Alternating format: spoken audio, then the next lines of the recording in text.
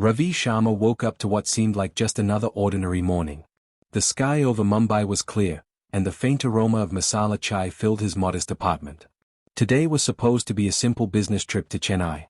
Little did he know, by nightfall, his name would be etched into headlines across the world, not as a businessman, but as the sole survivor of India's worst aviation disaster in years.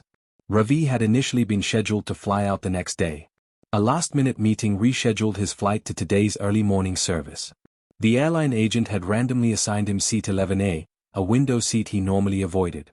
That simple, mundane change would soon become the pivot on which his entire life turned. As Ravi waited at gate 12, he exchanged pleasantries with fellow passengers. Businessmen, students, tourists, everyone carried stories and destinations that would never be fulfilled. Ravi felt an unusual heaviness in his chest, something instinctual that whispered, "Not today." He shook it off as pre-flight jitters. The gate attendant announced boarding. The queue shuffled forward like a line of dominoes. Ravi pulled out his phone and texted his wife, "Boarding now. See you tonight." Those would be the last words he would send before the world around him fractured. As he fastened his seatbelt, Ravi looked out of the window. The clouds danced playfully as the engines hummed to life. He watched ground staff wave them off, oblivious to the tragedy that was moments away. His years of frequent flying had taught him to trust the skies. Today would betray that trust. The flight attendants performed their safety demonstrations. Ravi half listened while scrolling through his emails. Life's trivial details filled his mind: deadlines, sales targets, his daughter's upcoming dance recital. In hindsight, it was these ordinary distractions that made the sudden chaos even more jarring. 20 minutes into the flight, the seatbelt signs blinked on. The plane trembled lightly at first, then violently. Gasps filled the cabin. Ravi gripped the armrest as oxygen masks dropped like lifeless jellyfish from the ceiling. A voice over the intercom strained to stay calm, "Remain seated. We are experiencing technical difficulties." Ravi glanced outside. The left engine sputtered erratically, flames licking the metal like hungry beasts. The aircraft pitched sharply to one side, sending trays and luggage crashing around. In those seconds, Ravi's years of corporate training on crisis management became useless. Nothing prepares you for death staring you in the face. In a flash, Ravi saw his life rewind: his wedding day, his daughter's first steps, his mother blessing him at the temple. The mind does curious things when facing mortality. Oddly, he felt peace. If this is my end, he thought, let me accept it with grace. The plane lost altitude rapidly. Passengers screamed prayers and names of loved ones. Ravi's body slammed against the seatbelt as gravity pulled them mercilessly downwards. The ground rushed up like an unstoppable giant. Then, impact. For what felt like eternity, there was nothing but darkness and muffled ringing in Ravi's ears. When he opened his eyes, he saw only smoke, twisted metal, and motionless bodies. He was alive, barely, and seat 11A had cradled him through the impossible. Pinned between fragments of fuselage, Ravi could hardly move. But he was breathing. His first instinct was gratitude. His second was survival. He remembered lessons from a disaster preparedness seminar: stay calm. Assess your injuries. Prioritize oxygen. The smell was unforgettable, burning fuel mixed with scorched flesh. Ravi fought the urge to panic. The air was thick, but breathable if he remained low. Using his belt buckle, he chipped away at the debris pinning his leg, each movement screaming agony through his bones. Through the smoke, he heard faint cries. Someone else might still be alive. But the smoke grew denser, and flames crackled dangerously close. He knew he couldn't help others if he didn't first help himself. A small beam of light cut through a gap in the wreckage. Ravi shifted his weight, dislocating his shoulder in the process, but the pain was secondary to hope. The opening was barely wide enough for his frame. Gritting his teeth, he squeezed through like a desperate animal. Ravi stumbled into a clearing. The jungle surrounding the crash site was eerily silent, as though mourning the lives lost. Smoke spiraled skyward, a macabre flare. His business suit was shredded, his face bleeding, but his lungs gulped in the sweet, humid air of survival. From a distance, he heard approaching voices, local villagers, drawn by the deafening crash. They rushed to him with wide eyes, both terrified and relieved to see a survivor. One elderly man wrapped his shawl around Ravi's shoulders. "You are blessed, Beta," he whispered. Soon, emergency responders arrived, hacking through dense forest. They stabilized Ravi and placed him onto a stretcher. As the ambulance bounced toward the hospital, Ravi whispered repeatedly, "Seat 11A, Seat 11A," it became his mantra of survival. By morning, news channels across India and the world splashed the headline. "Sole survivor, man in Seat 11A walks away from tragedy." Journalists swarmed the hospital, but Ravi was too broken to speak. The weight of being the one who lived was suffocating. In the sterile hospital room, Ravi wept silently. Why had fate chosen him while so many others perished? He replayed the faces of fellow passengers in his mind, frozen in terror, lost forever. The burden of survival was heavier than the crash itself. Doctors ran tests, while investigators hovered, desperate for his recollection. "Can you tell us what you remember?" asked the lead investigator gently. Ravi hesitated. His memory was fragmented, like shattered glass reflecting scattered pieces of horror. Officials combed through the charred remains of the aircraft, searching for the black box. Every data point could help prevent future tragedies, but none would explain Ravi's miraculous survival. He alone held memories no black box could capture, the human side of the disaster. That night, Ravi jolted awake, drenched in sweat. He dreamt of passengers screaming, the plane plunging, the inferno consuming everything. Though awake, the nightmare clung to him like thick smoke. News channels analyzed his story endlessly. How did Seat 11A shield him? Did he have divine protection? Ravi wished they would stop. This wasn't a story for ratings, this was his trauma. His phone overflowed with messages, some offering prayers, others demanding interviews. "You're an inspiration," many wrote. He didn't feel like one. He felt like a broken man simply breathing borrowed air. When his wife and daughter arrived at the hospital, emotions erupted. His daughter clung to him, whispering, "Daddy, I thought you were gone." In her small embrace, Ravi found his first moment of true relief.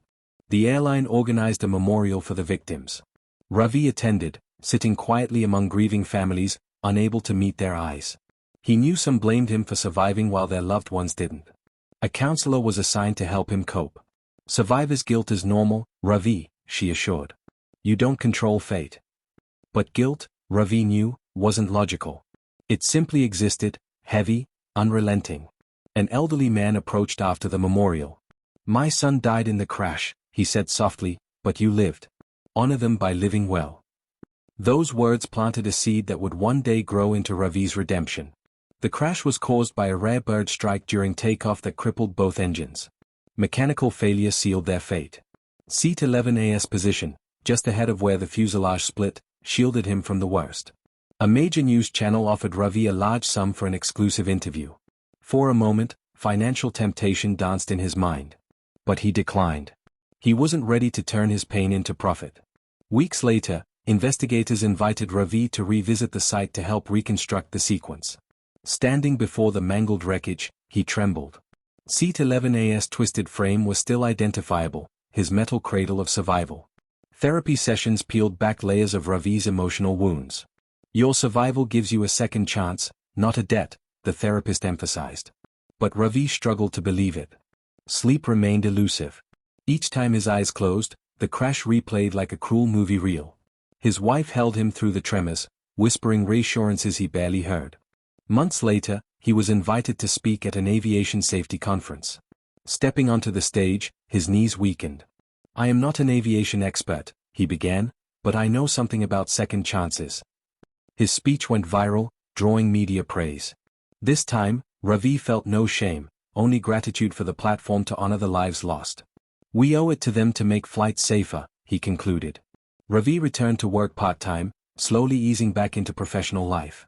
But every flight that roared overhead still sent a shiver through him. The skies no longer felt friendly. His therapist suggested joining a survivors group. There, Ravi met others who bore similar invisible scars. For the first time, he felt understood. One fellow survivor, Priya, had survived a train derailment. Their shared pain blossomed into friendship and eventually, mentorship for others. Together, they founded the 11A Foundation to support trauma survivors. The foundation's first meeting was emotional. Survivors shared stories, finding healing in shared vulnerability. Ravi realized, helping others was healing him. Ravi began speaking at schools and colleges, teaching resilience. "You can't always control what happens," he told the students, "but you can choose how you rise afterward." His words struck deeper than any textbook could. Publishers approached him to write a memoir. Initially reluctant, Ravi eventually agreed, but only to raise funds for the foundation. The book became a national bestseller, Seat 11A, My Second Life. One letter stood out among thousands. Your story helped me face my fears after my car accident, a young man wrote. For the first time, Ravi saw his survival as a light for others. After 2 years, Ravi boarded a plane again. His hands trembled as the engines roared to life. But this time, he faced his fear head-on, whispering, "I'm here. I'm alive." Ravi was invited to meet airline pilots during a safety training session. They listened closely to his perspective as a survivor. "You remind us why every decision matters," the captain said. An aerospace engineer who designed the seat safety features contacted him. "Your survival validated years of work," she said tearfully. Ravi saw the ripple effect of expertise saving lives.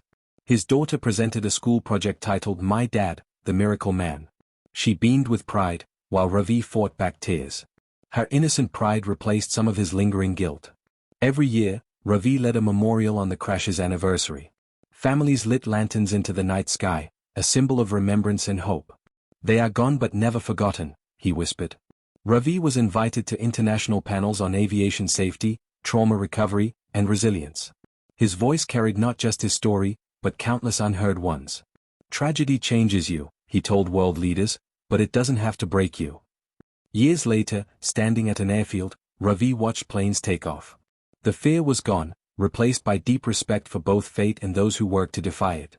"Seat 11A was my crucible," he whispered, "but life is my miracle." The Prime Minister requested a private meeting with Ravi.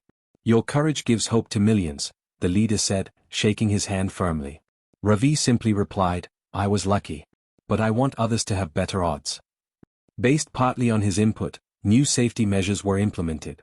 Airlines introduced stricter bird strike protocols, enhanced seat safety standards, and pilot training modules. Ravi finally saw tangible outcomes emerge from the ashes of tragedy. On the crash's 3rd anniversary, a national newspaper published a long feature on Ravi's journey. "The Man in Seat 11A, India's Resilient Voice," the headline read. The article brought his story to millions who found comfort and courage in his words. The 11A Foundation received an unexpected surge of donations afterward. Ravi never knew the names behind many of the contributions, but he understood the silent gratitude they carried. Every donation fueled programs that helped countless trauma survivors heal. Volunteers joined the foundation, bringing skills Ravi didn't possess. Counselors, lawyers, social workers, all united by the mission of turning pain into purpose. "None of us chose this path," Ravi often said, "but we can choose how we walk it." Priya, his co-founder, launched a trauma recovery hotline through the foundation. Within weeks, thousands reached out, some crying, some just needing a voice to hear them. For many, it became their first step toward reclaiming life.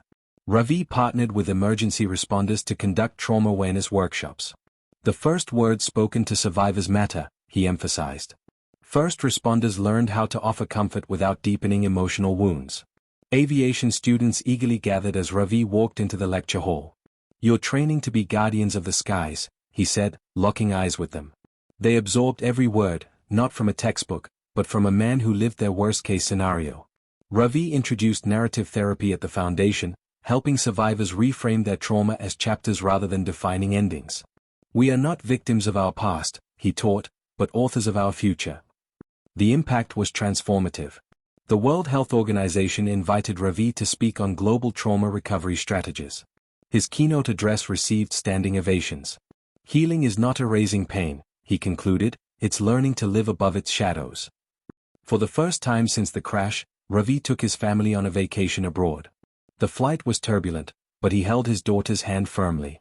"You're very brave, Daddy," she whispered. "I learned it from you," he smiled. Slowly, the nightmares began to lessen. Therapy, service, and time wove a fragile peace within him. The crash no longer owned every corner of his mind. A major documentary aired internationally about Ravi's journey. It wasn't sensationalized, it was raw, honest, and deeply human. Viewers across the world wrote letters thanking him for his vulnerability. Not everyone applauded. Some accused Ravi of profiting off the tragedy. The harshest critics labeled him an accidental celebrity. But Ravi stayed grounded, knowing where his heart lay, with the survivors, not the cameras. One message silenced his inner critics. "My husband died flying that plane. Thank you for making sure his sacrifice saves others. Ravi wept as he read those words again and again. As his daughter grew older, she asked deeper questions about that day. Ravi answered honestly but gently, teaching her resilience rather than fear. Bad things happen, sweetheart, but love keeps us strong, he said. Seeking deeper peace, Ravi visited holy sites across India. In the serenity of ancient temples, he found moments of clarity and acceptance. Life gave me a second chance, I must honor it every day, he whispered. Several universities began studying his foundation's trauma recovery model.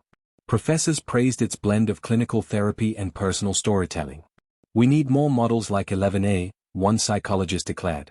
The foundation opened its second center in Bangalore. The waiting list of people seeking help confirmed their growing reach. This is bigger than me now, Ravi said, humbled. The Indian government officially partnered with the 11A Foundation to support disaster victims nationwide. The collaboration offered long-term counseling to thousands previously neglected. It marked one of Ravi's proudest moments. Despite progress, some days still brought flashbacks. Smells, sounds, even random conversations could trigger memories. But Ravi now recognized the signs and practiced grounding exercises. Survival was no longer about avoidance, it was about management. Ravi reunited with the villagers and first responders who found him that day. Tears and laughter flowed as they reminisced. Without you, none of this would have been possible, he said, bowing in gratitude. Ravi was invited to observe an airline's emergency simulation drill. Watching the crew handle simulated disasters filled him with both anxiety and reassurance. Preparedness saves lives, he told the trainees afterward. At publishers' request, Ravi began work on a second book, this time focused on healing and hope rather than the crash itself. It would become a guide for trauma survivors worldwide. Survivors' guilt affected his marriage, too. Years of emotional distance had strained their intimacy. Therapy helped both Ravi and his wife rebuild emotional bridges one conversation at a time. Ravi's aging mother offered him simple but powerful advice. Beta, don't carry death in your heart. Carry love instead. Her words became his anchor. The foundation launched scholarships for children orphaned by disasters. Every scholarship awarded was named after one crash victim. Their legacy lived on through education.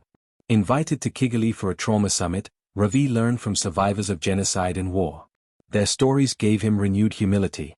Trauma wears many faces, he reflected, but hope wears one, humanity. Ravi spoke at the world's largest aviation safety conference. His emotional recounting balanced raw experience with actionable recommendations. The audience stood in prolonged ovation. In an airport lounge, Ravi met a young pilot who recognized him. "You're why I take every checklist seriously, sir," the pilot confessed. Ravi smiled, heart swelling with quiet pride. Ravi received the International Aviation Safety Award for his contributions to global safety reforms.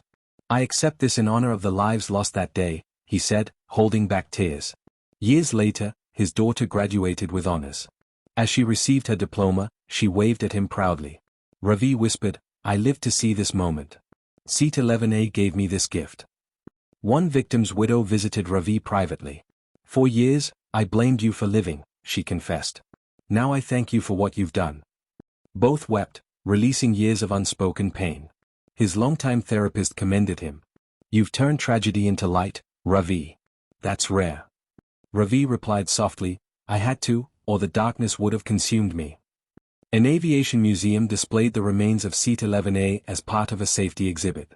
It became a pilgrimage site for both survivors and safety professionals. Years later, Ravi finally visited Chennai, his original destination that day. The city felt like a long-delayed meeting with fate. "I made it after all," he whispered. A movie studio proposed a film based on his story. Ravi insisted, "No sensationalism. Tell the truth or don't tell it at all." The producers agreed. At the film's premiere, audiences wept as Ravi's story unfolded on screen. His wife squeezed his hand during the crash scene. "You're still here," she whispered. His second book, The Weight of Survival, became an international bestseller. Survivors worldwide praised its honesty and practicality. Younger leaders in the foundation began taking on more responsibilities. Ravi mentored them but understood, the mission must outlive me. A global streaming service produced a multi-part documentary series titled Seat 11A, Beyond Survival. It reached millions, opening global conversations on trauma healing. Ravi addressed India's parliament on national disaster response improvements. His proposals were unanimously adopted. We owe it to the lost, he concluded. On his 10th crash anniversary, Ravi attended a silent meditation retreat. For the first time, his mind felt fully still. I have made peace, he realized. At his daughter's wedding, Ravi danced with joyful tears. I almost missed this day, he whispered. His daughter smiled, but you didn't, Papa. The government erected a permanent memorial at the crash site. Families gathered, lighting candles beneath etched names. Ravi laid a single rose, whispering prayers for every soul. The 11A Foundation helped establish a global trauma alliance with partners across continents. Together, they launched survivor-led training programs worldwide. Ravi's final public lecture drew thousands. Healing isn't forgetting. It's carrying love forward, he said, voice steady. Late at night, Ravi visited Seat 11A's preserved frame one last time. Thank you, he whispered to the steel that once shielded him. You gave me a second life. Years later, Ravi passed away peacefully in his sleep. Surrounded by family, his journey ended not in flames, but in grace. The moral of the story: life's greatest survival isn't escaping death, it's learning how to live after. Trauma can destroy, but it can also transform. If we carry love, purpose, and service forward, even the deepest scars can give birth to hope.